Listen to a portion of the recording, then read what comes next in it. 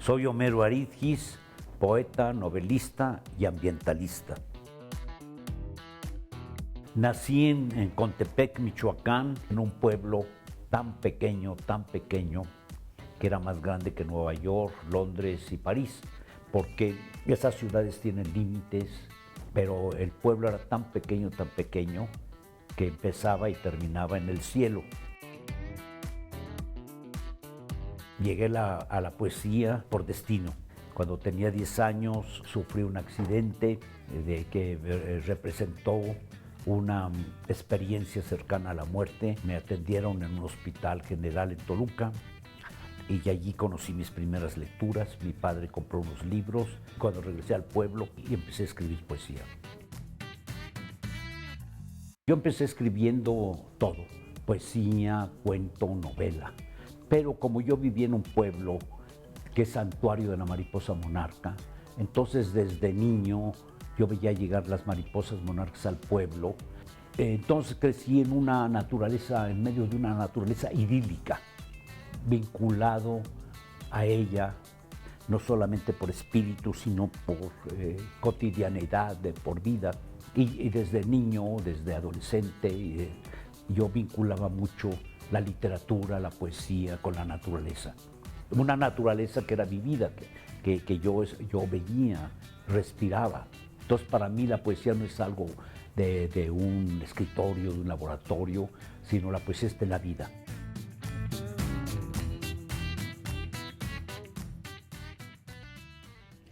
Muy buenas noches, ¿cómo están ustedes? Están en su programa La Cita. En esta ocasión tenemos un personaje.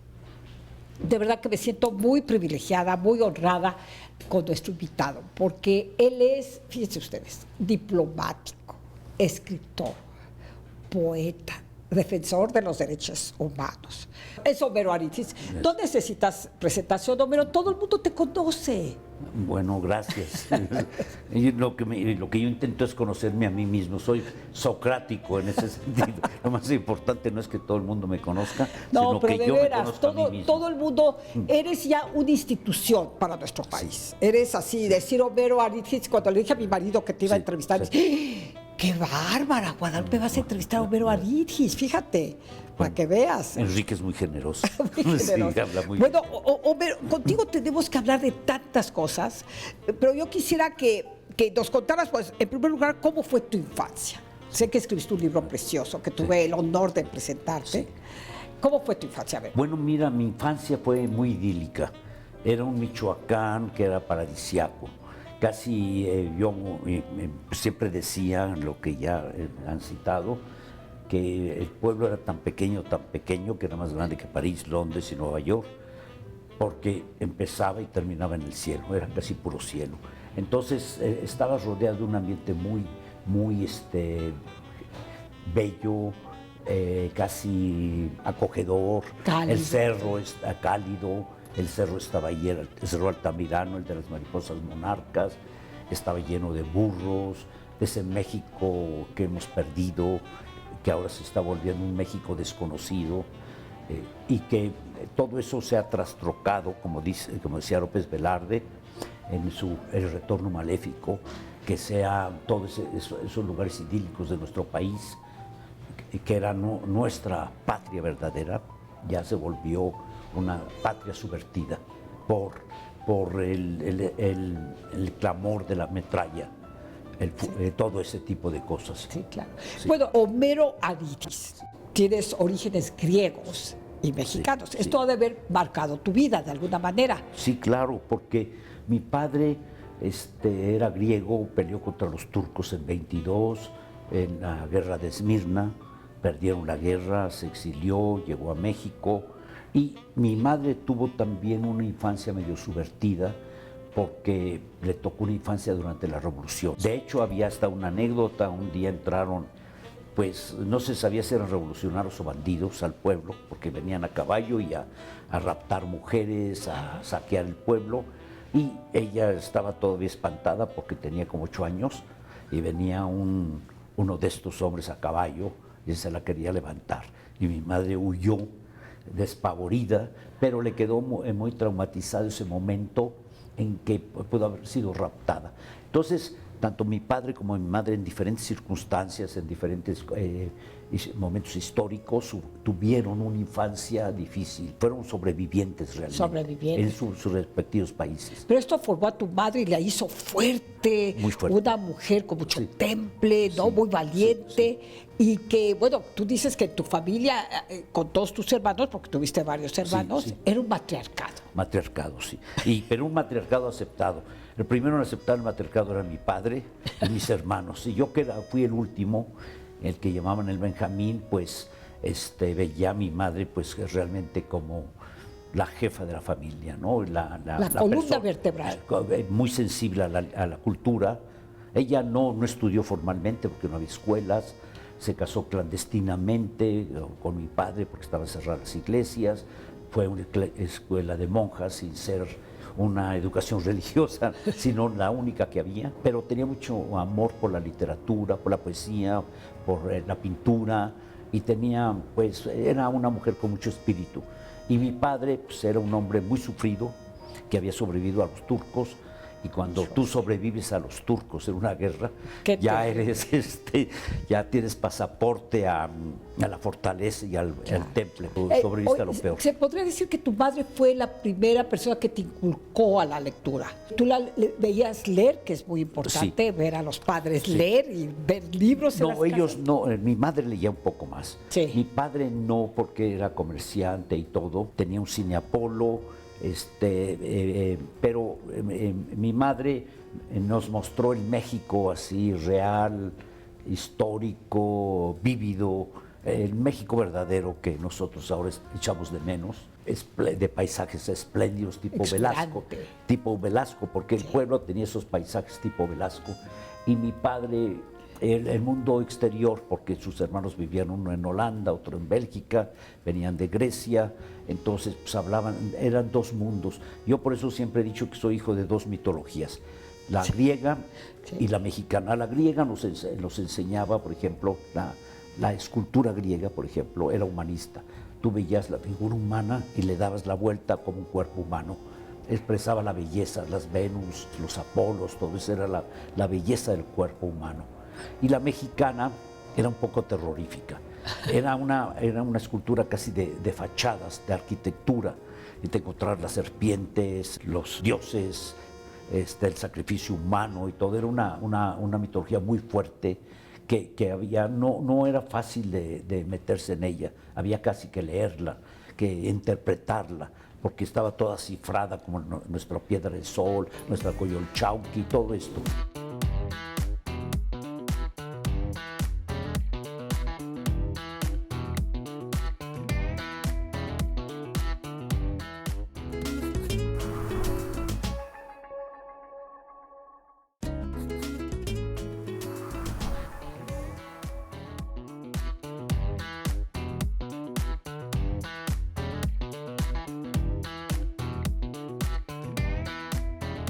Tu nombre yo creo que fue tu destino, Sí. Homero. Sí. ¿Por qué te pusieron Homero? A ver, platícame, siempre me ha intrigado. Bueno, mira, había una diferencia entre los griegos del Asia Menor, Sí. de los que llamaban jónicos, desde la cultura antigua de jónica que se dio en lo que ahora es Turquía y Grecia.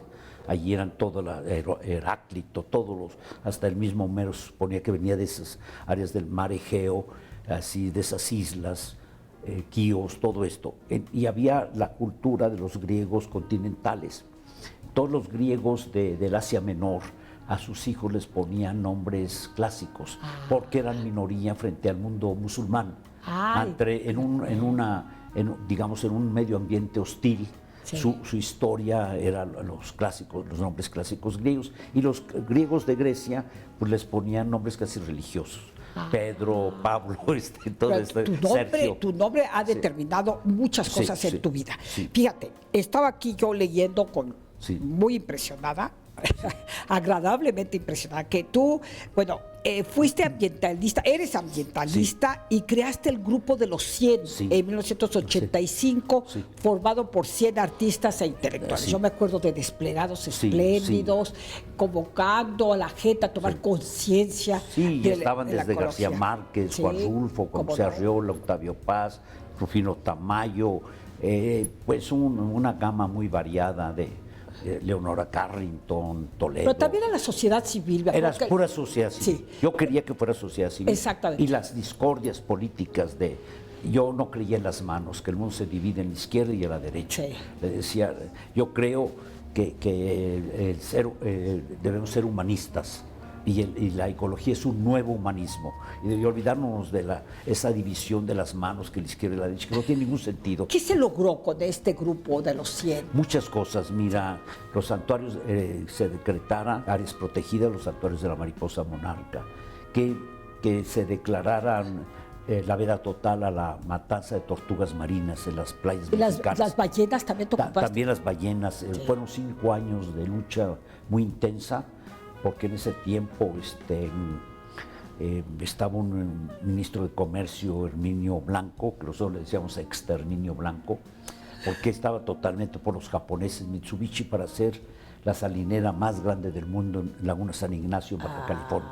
Y fueron 5 años de pelea muy intensa, que nos ayudaron unos aliados así inesperados, como Robert F. Kennedy Jr., Pierce Brosnan, el James Bond. Es que, Homero, tú tienes mucha capacidad de convocatoria, porque todo el mundo te conoce. Cuando digo literalmente, no nada más en México, todo el mundo lo conoce. En Estados Unidos eres muy reconocido, en Europa, bueno, además fuiste embajador nuestro ante la ONU, ¿no? En Francia.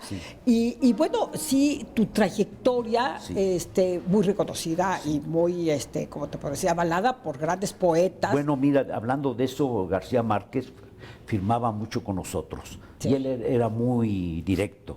Me decía, mira, en cosas políticas nunca firmaría contigo porque yo tengo mis propios convicciones. Opiniones políticas. Pero en medio ambiente contigo firmo porque tienes credibilidad. Claro, eso es muy importante. Es un principio de honestidad. Y en estos momentos, qué importante la credibilidad. Muy importante. Es una de las peores cosas que nos ha pasado en México. Que la desconfianza. Sí, nuestro gobierno no tiene credibilidad. Diga lo que diga, es como en la Unión Soviética antes, que decían que este político iba a ir hacia tal lugar. Decía, no creas porque va a ir al otro lado. Y a veces decía realmente que iba a ese lado, y pensabas que iba al otro. Es decir, hay un principio de falta de credibilidad que hemos perdido, de confianza, de credibilidad. Tenemos desconfianza. Sí, y que cuando ves la noticia, casi de inmediato piensas lo que digan no es cierto. Ya eres totalmente desconfiado. Oye, Homero, quisiera hablar de tu obra. Tú llegaste aquí al estudio diciendo, Guadalupe, me acaban de entregar este libro de poesía, cuya portada es muy llamativa porque es Adán. De William Blake. Enumerando a los animales, ¿no? A los animales. Entonces, a ver, este libro de poesía que lo dedicas a tu esposa Betty, a tus 2 hijas y a tu nieta Josefina. ¿Qué nos puedes decir de este libro? ¿Qué número de libro de poesía es? Bueno, mira, ya ni recuerdo, pero tengo más de 20 o algo así. Este libro lo elaboré durante muchos años. Y como vivimos en un mundo falto de espíritu, mucha maldad, perversidad, engaño, frivolidad, mediocridad de los medios, esa cultura globalizada que es de consumo, casi de manipulación de las masas. Entonces, yo creo firmemente en la poesía porque había una cosa de Wallace Stevens que decía, la poesía es la alegría del lenguaje.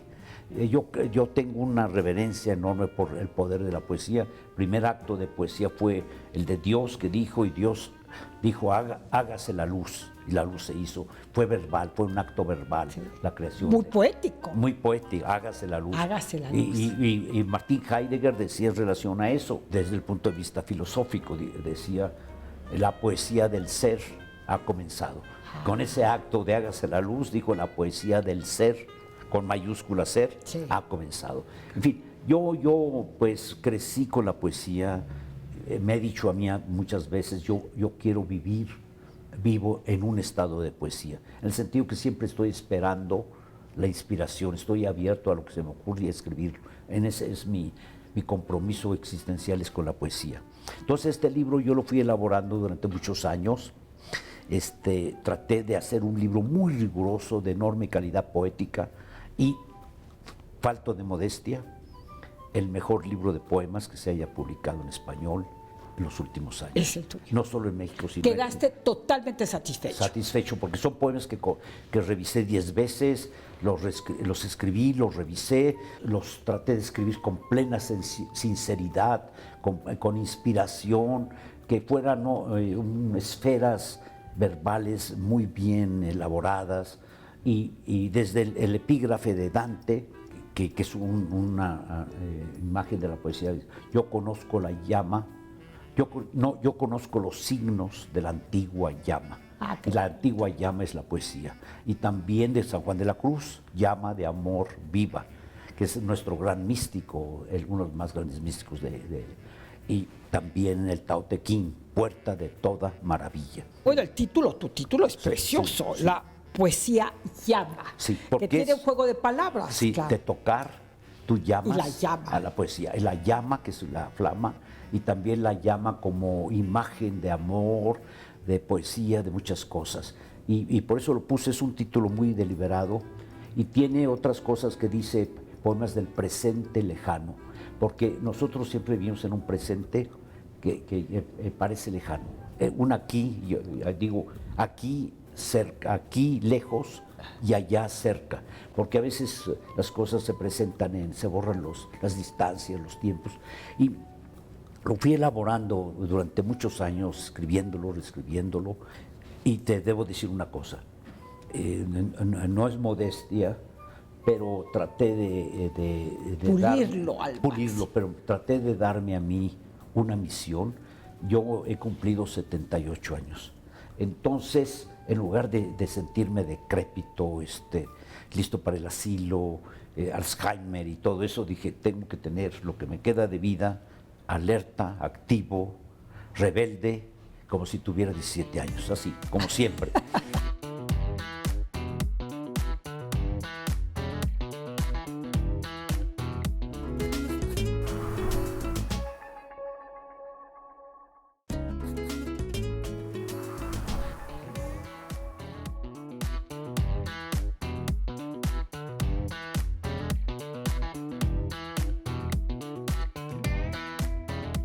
Yo quiero hacer, dije, antes de que cumpla 80 años, que están a la vuelta de la esquina, 3 libros.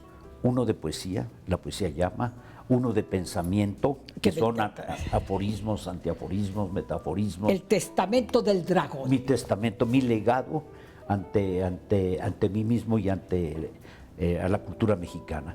El testamento del dragón se llama así porque yo nací en el año del dragón, 1940, y Octavio Paz en su libro Poesía del Movimiento me comparó me hizo del signo del fuego. Entonces decía que el peligro conmigo era que me consumiera en mi propio fuego, en mis propias llamas, por el ímpetu, los impulsos, y es lo que siempre decía, debe de contenerse, recogerse, porque su espíritu es demasiado fogoso. Así cuando bueno, es parte de tu personalidad y es parte de tu encanto. Sí, exactamente. ¿Verdad que sí? Bueno, este libro lo estuve leyendo y me encantó. Me encantó porque son muchos recuerdos con Arriola, bueno, citas a tantos escritores, hablas recuerdas muchos libros. Además está escrito de una forma como un diccionario personal. Exactamente. ¿Verdad? Sí. Por eso es alfabético. Es alfabético, exactamente. Y son todas tus vivencias.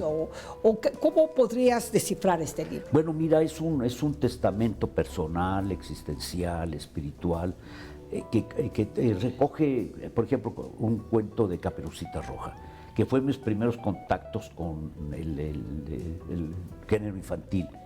Porque Caperucita Roja, yo lo oí, fue casi verbal, oral, y lo recogí porque era un cuento que escondí entonces.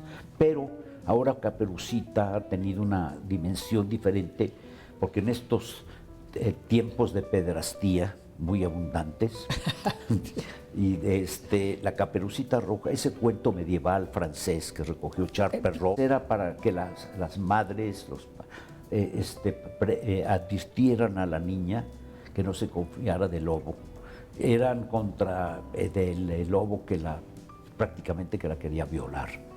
Entonces la niña confiada, inocente, se aventura en el bosque, y es una alegoría de los peligros que sufre la niña. Y esto pasó con la Lolita de Nabokov, Sí, con las niñas que adoraba Chaplin, el amor de Edgar Allan Poe que se llamaba Virginia, que tenía 12 años, otra musa de un poeta alemán que se llama Novalis, Sofía von Kuhne, Y que de tenía todo como eso- 13 años. De todo eso hablas aquí. Hablo de ahí, sí. Sí. Porque hago una historia del amor adulto hacia la niña adolescente, hacia la musa adolescente. Sí, claro. Pero cómo va a partir de Caperucita Roja. De Lewis Caperucita Carroll con Alice en el País de las Claro, Maravillas. de Alice en el ¿Sabes cuántos años tenía Alice Liddell, la musa de Lewis Carroll para Alice en el País de las Maravillas?